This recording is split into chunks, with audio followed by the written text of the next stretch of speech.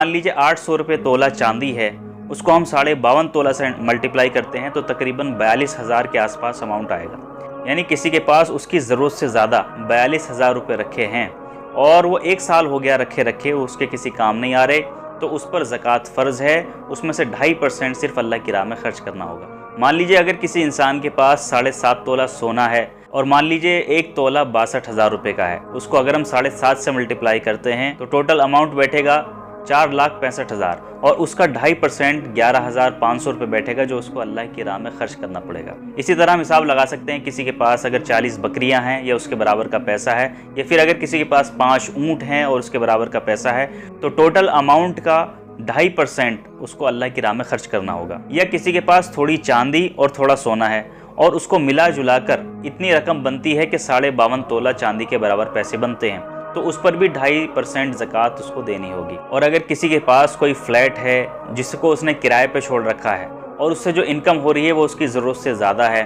तो जो इनकम उसको उस फ्लैट से हो रही है या जो इनकम उसको उस ज़मीन से हो रही है, तो उस इनकम का 2.5% भी उसको अल्लाह की राह में खर्च करना होगा। जो औरतें जिनको शादी में गहने मिलते हैं या चीज़ें मिलती हैं सोने की और वो उनके पास रखी रहती हैं, उस पर 1 साल गुजर गया है, तो उन पर भी ज़कात फ़र्ज़ है। नबी करीम सल्लल्लाहु अलैहि वसल्लम ने एक खातून को देखा कि उसने अपने हाथों में सोने के कंगन पहने हुए हैं, तो आपने उनसे पूछा कि क्या तुम इस पर ज़कात देती हो? तो उसने कहा नहीं।